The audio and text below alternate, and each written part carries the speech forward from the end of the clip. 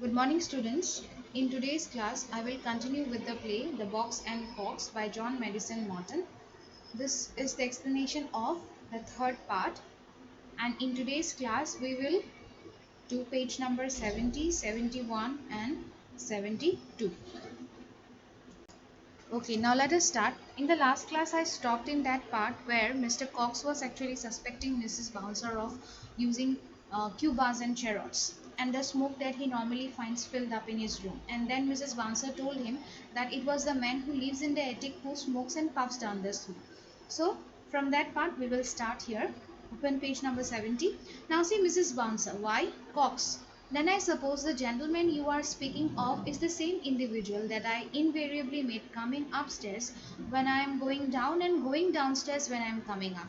Now see Mr. Cox, he's a hatter. He goes to his office during the daytime, and Mr. Box, he's a printer. He stays all night out and he usually comes back in the early morning hours. So here now Cox recalls that he used to meet a person invariably, like when he is coming up he used to go down, and when he goes down that man used to come up. So he remembered meeting a person on the stairs and he thought that that would be the person who lives in the attic.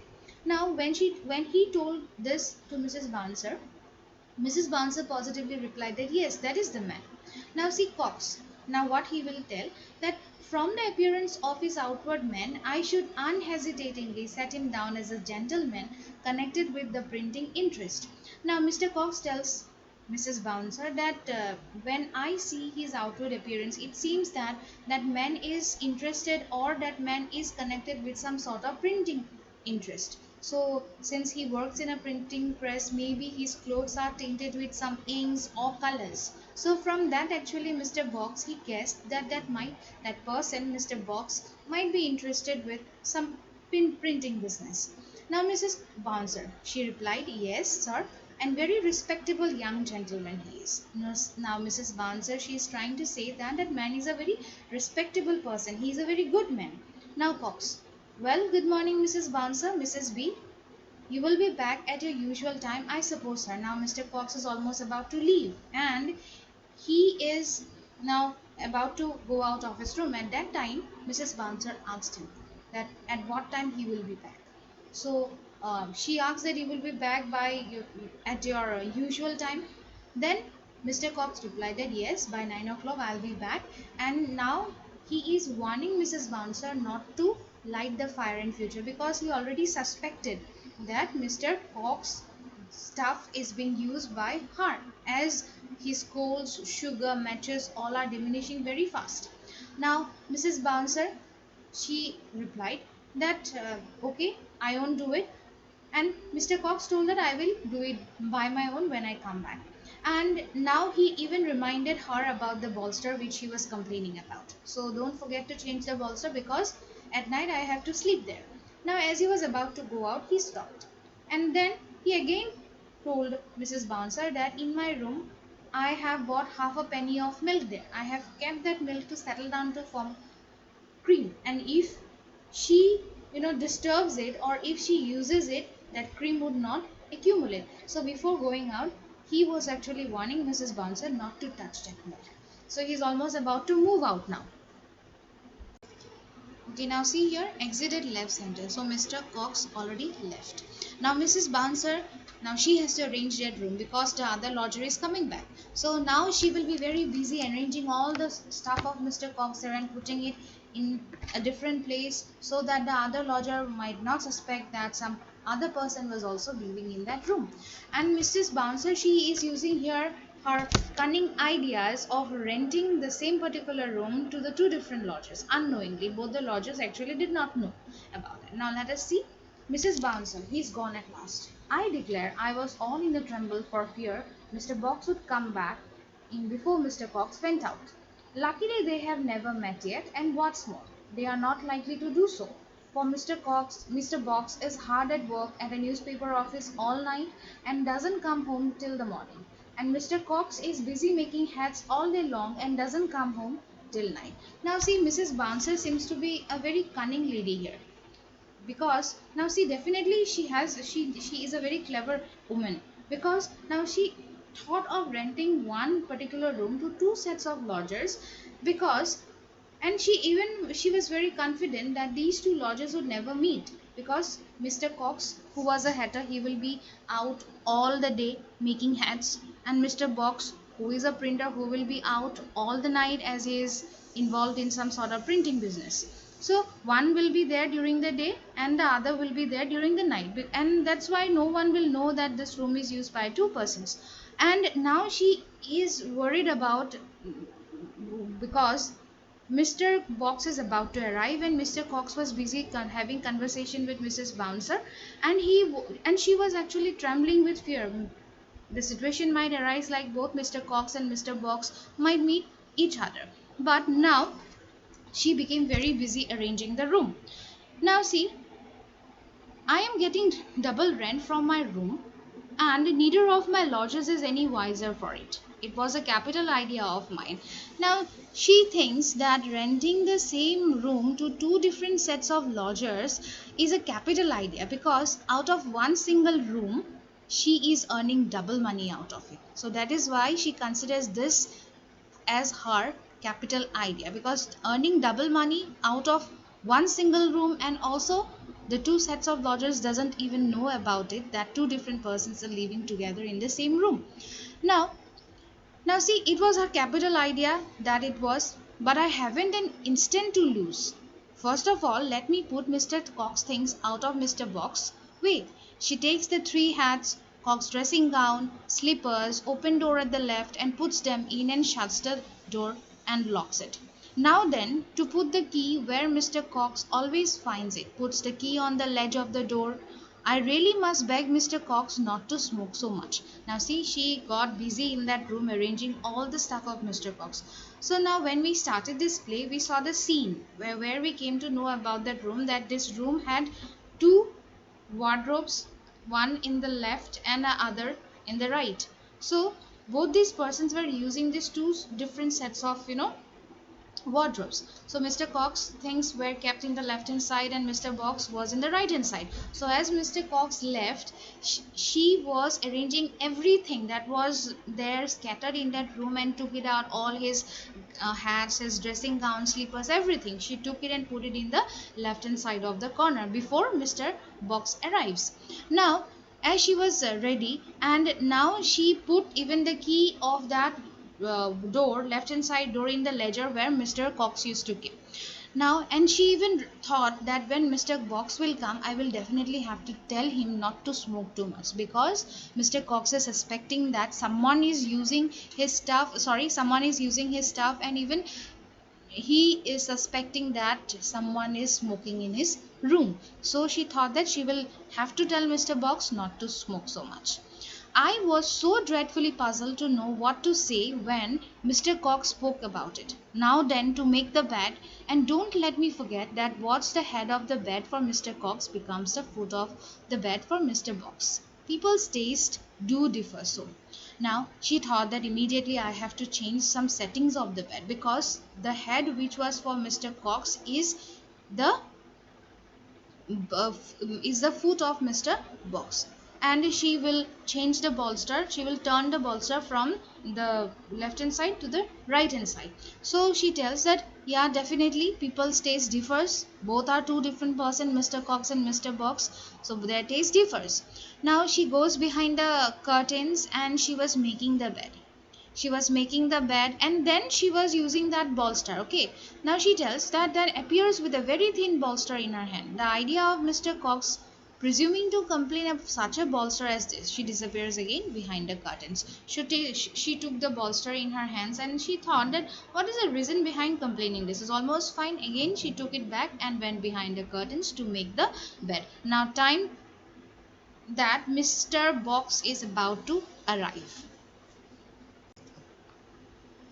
Now see, Mr. Box appears.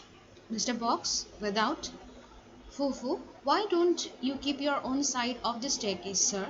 Enters at the back, dressed as a printer, puts his head out at door again, shouting. It was as much as your fault as mine, sir. I say, sir, it was as much as your fault as mine, sir.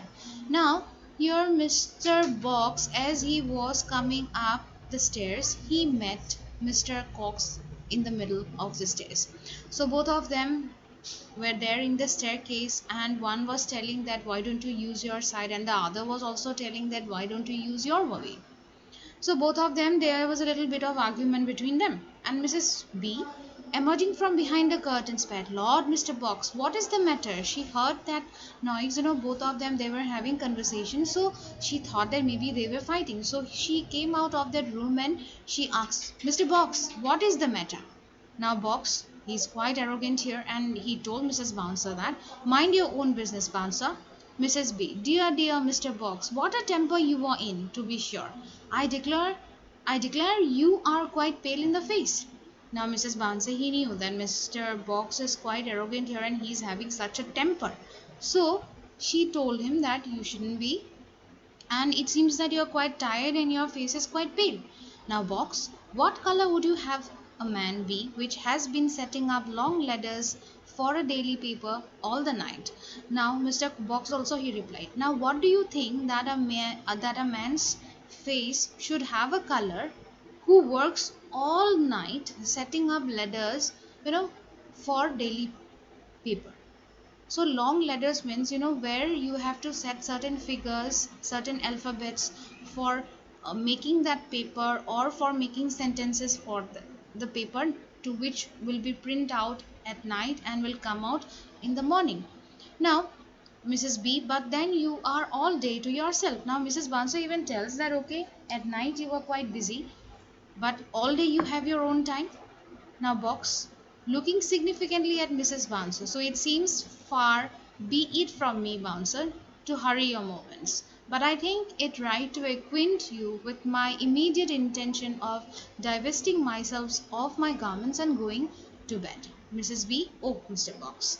Now, as he came back, he was quite tired, and he had a very bad temper at that time, because he also met Mr. Cox there in the staircase, and Mrs. Bouncer was also irritating him. And now he immediately told Mrs. Bouncer that, "I am here back again in my room, and I am quite tired, and I want that you hurry your movements from me. Just you go out from this room, just go out from here, do not irritate me. And I would very clearly like to tell you my intentions now that I am going to divest myself of my garments, means I'll open my clothes now, and I will go to bed and sleep." So now Mrs. Bouncer told him that, okay, I will be out. Mrs. Bouncer, she went out. Now see, as Mrs. Bouncer was about to leave, Mr. Cox called her. "Box, stop. Can you inform me who the individual is that I invariably encounter going downstairs when I'm coming up, and coming upstairs when I'm going down?" So Mr. Box also noticed that every time when he used to come up, that other person goes down. So he wanted to know who that man exactly is. So he asked Mrs. Bouncer. Now Mrs. B, she got confused. "Oh yes, the gentleman in the attic, sir." Now again she told Mr.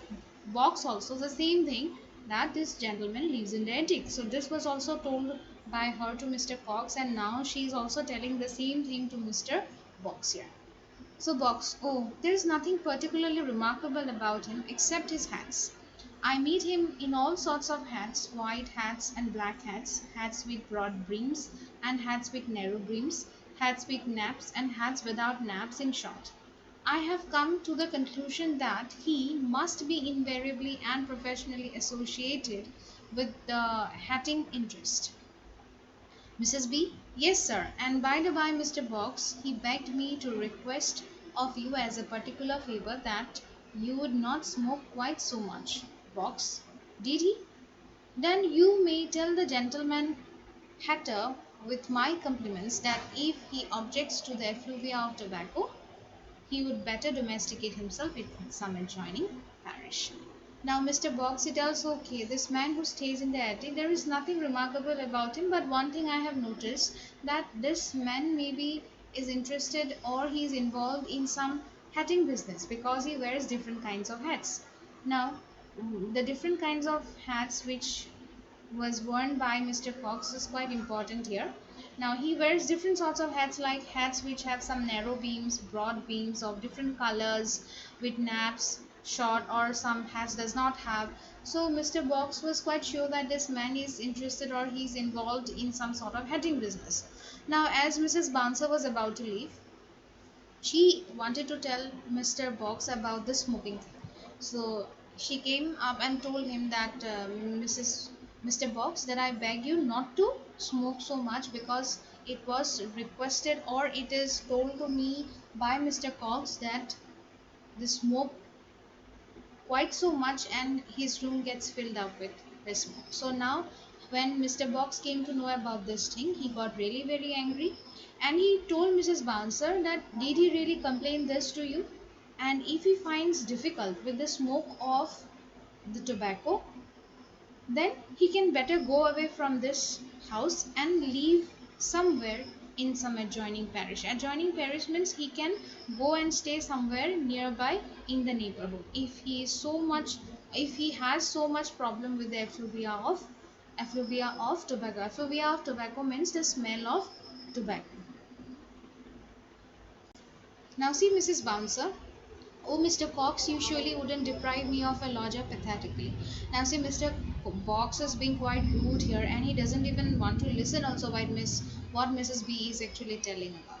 And Mrs. B is worried because she will have to lose one of his lodger because of Mr. Box's behavior. And she considers this idea to be a very wise one because she is earning double out of one single room. Now, pathetically, she's trying to beg Mrs. Bouncer is like begging Mr. Cox not to smoke so much. Now, Box, it would come to precisely the same thing, Bouncer, because if I detect the slightest attempt to put my pipe out, I at once give you warning that I shall give you warning at once. Now, see, if I now Mr. Box is quite very angry here, and he is warning Mrs. Bouncer that if I find someone taking out my pipe out of this room, I'm giving you warning that I will throw him out of here. So he is quite angry here, like why that man will complain about such things, because he thinks that he has paid for that room. It is his own room now. He can do whatever he likes, and no one can complain about whatever he does inside in his room. So Mrs. B, well, Mr. Box, do you want anything more of me? Now Mrs. Bouncer, she was quite now worried about it, and she asked Mr. Box, do you want anything more of me? Then Box, on the contrary, I had enough of him. Now he is quite sarcastic here when he said that I already had enough of you. I don't need anything from you, Mrs. Bouncer. Now please leave. So Mrs. Bouncer, well, if ever, what next, I wonder, goes out at left center, slamming the door after him. Now Mrs. Bouncer went out of this room, and she was worried about now next what might exactly happen to Mr. Box. These are some important words from page number 70, 71 and 72. Number 1, setting up long letters for a daily paper. Typesetting long leading articles in the newspaper. So since technology was not that much advanced earlier, we have to arrange certain alphabets for printing of the articles in the newspaper. Number 2, looking significantly, looking at her pointedly. Number 3, divesting myself of my garments, removing my clothes. So see here, Mr. Box was about to change his dress when he told that I am about to divest myself of my garments. Number 4, effluvia, this means smell. Okay, now see, these are some important questions from page number 70, 71 and 72. Question number 1. How is Mrs. Bouncer's idea of renting the same room to two different sets of lodgers is a capital idea? Definitely it was a capital idea of Mrs. Bouncer because she was earning double from one single room. Number 2. Why is Mrs. Bouncer afraid? Are her fear groundless or justified? Give reasons. Mrs. Bouncer was afraid because it was almost time that Mr. Box would arrive and Cox was already there in that room. Her fears were not groundless, it was justified.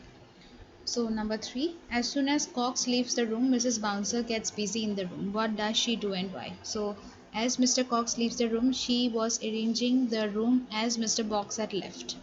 So she didn't want that the other lodger would come to know about this. Number 4, who is Box angry with as he enters? It was definitely Mrs. Bouncer. What is Mr. Box's full name and his occupation is already given there. When Mr. Box enters his room in the morning, how was he feeling? He was not feeling well, he was completely feeling annoyed. You have to give reasons why. Because first he met Mr. Cox while he was coming upstairs. He had a little bit of argument with him. Then when he went inside, he saw Mrs. Bouncer there. So he was a bit annoyed. He was a bit irritated as he was also very tired. So these are some questions you have to write. So for today, I will stop my class here, and in the next video, we'll continue with the rest of this chapter. Thank you, students.